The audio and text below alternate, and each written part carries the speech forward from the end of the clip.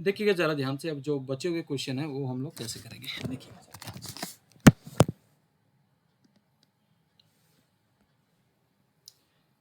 See the 13th question. One card is drawn at random from a well shuffled deck of 52 cards. In which of the following cases are the event E and F are independent? आराम से समझिएगा, मैं यहीं पे समझा रहा हूँ इसको। Just see the card is a spade. ई क्या है? स्पेड। स्पेड की इसका प्रोबेबिलिटी कितना आएगा ई का? How many spade are there? 13। तो 13/52 1/4 आ गया। अगला कहता है कार्ड इज एन एस, तो एफ का प्रोबेबिलिटी कितना आ जाएगा? How many ace are there? 4/52 1/13। Can you tell me what is the common between E and F? बताइए जरा। एस ऑफ स्पेड कितने आएंगे? Exactly 1, that is 1/52, and you can see that it is same as probability of E into probability of F, so they are independent. Is that okay beta? Please tell me. Clear है बेटा? Okay, इसका screenshot ले लीजिए, अगला देख लीजिए। अगर आप यहां पर सेकंड वाले क्वेश्चन की बात करें, कार्ड इज ब्लैक, तो प्रोबेबिलिटी ऑफ ई मैं सीधा लिख रहा हूं भाई, जरा ध्यान से देख लीजिएगा। ब्लैक कार्ड की प्रोबेबिलिटी कितनी आएगी? 26/52 कितना आ जाएगा? 1/2। Next is probability of F, card is king, 4/52 1/13। दोनों में कॉमन क्या आएगा? Please tell me what is the common between them. बोलो भाई। Black king. ब्लैक किंग, तो ई इंटरसेक्शन एफ आ जाएगा ब्लैक किंग। तो ब्लैक किंग आ जाएगा, तो कितने ब्लैक किंग होंगे? 2 होंगे। वो जो प्रोबेबिलिटी आ जाएगी हमारे पास 2/52 दैट इज 1/26, और जो कि probability of E into probability of F, तो यानी इवेंट्स इंडिपेंडेंट है। क्लियर है? तो सिमिलरली यार आप थर्ड वाला पार्ट भी ट्राई कर लीजिएगा, मैं आगे करवा रहा हूँ क्वेश्चंस। सिंपल था ये, कोई ज्यादा टिपिकल क्वेश्चन नहीं था। तो let us move to the question number 16। देखिएगा जरा ध्यान से, क्वेश्चन नंबर 16 क्या है। कहता है in a hostel 60% of the student read Hindi newspaper, 40% read English newspaper, 20% read both Hindi and English newspaper. A student is selected at random. Find the probability that she reads neither Hindi nor English. कोई बात नहीं, तो एक काम करिए, पहले जो data दे रखा है इस डाटा के बेसिस पर हम प्रोबेबिलिटी निकाल लेते हैं।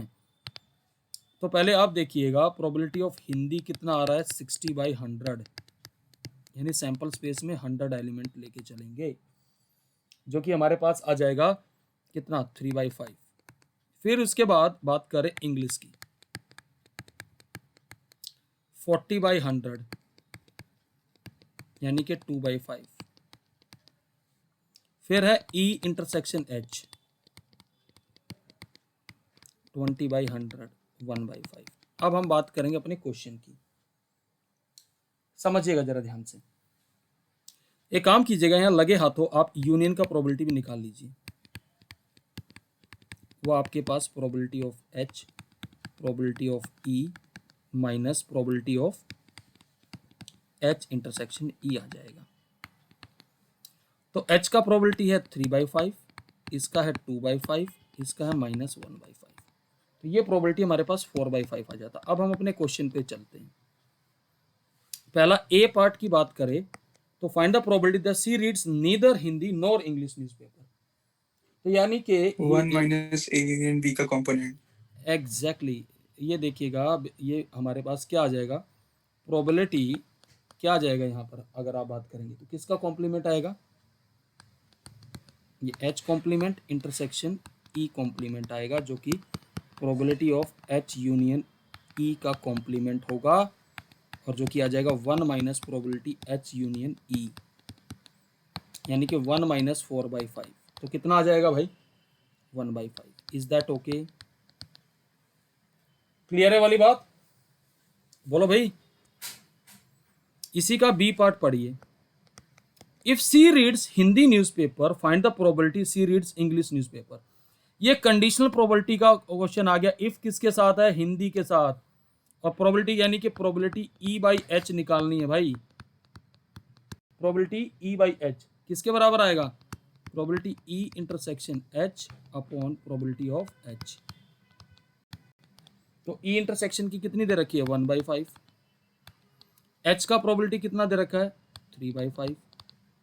सो answer is 1/3। Is that okay भाई? Please tell me. Yes, sir. Okay, अगले वाला है if C reads English newspaper find the probability C reads Hindi newspaper. तो इसमें सी में क्या पूछ रहा है? h/e। तो कि probability of h intersection e upon probability of e आ जाएगा 1/5 और e का प्रोबेबिलिटी हमारा 2/5। सो आंसर इज 1/2। क्लियर है वाली बात? Please reply. हाँ जी। Yes, sir. अब आइए एमसीक्यू में। The probability of obtaining a even prime number on each die when a pair of dice is rolled. Please यहां एक बात समझना, pair of dice are rolled. तो पेयर ऑफ डाइज का मतलब क्या हुआ? 36 outcome. Are you getting my point? Please tell me. When 2 dice are rolled total outcomes कितने आएंगे भाई? 36। हमें प्रोबेबिलिटी निकाले, हमने ई मान लिया। E be the event of getting even prime number on each die। बताएंगे जरा क्या आएगा वो? खाली एक ही केस आएगा 2,2। तो इसका प्रोबेबिलिटी कितना आ जाएगा भाई? बताइए जरा। 1/36। 1/36. So I think the D option is correct one. Okay. Now the last question. Two event A and B are independent if। अगर आप देखें तो आप इमीडिएटली कह सकते हैं कि the B option is correct. ये हमने थ्योरम भी करी थी, याद है? खुद बताइएगा। Yes, sir. क्योंकि हमने ये बताया था या नहीं बताया था? Probability of A B complement अगर इंडिपेंडेंट है तो ये इसके बराबर था, जो कि 1 minus probability of A into 1 minus probability of B इसके बराबर आ जाएगा। क्लियर है बेटा? So you can say that option number B is correct. ठीक है। So that's the end of this exercise. Next class में हम लोग बेस थ्योरम और टोटल प्रोबेबिलिटी थ्योरम करेंगे, जो कि बहुत ही ज़्यादा इंपॉर्टेंट है for the point of case studies, क्योंकि केस स्टडीज वहीं से बन रही है, मैक्सिमम केस स्टडीज। ठीक है बेटा? तो वो बहुत ध्यान से करना है, उसके भी मैं एक एक क्वेश्चन डिस्कस करूंगा। So till then bye everyone, take care.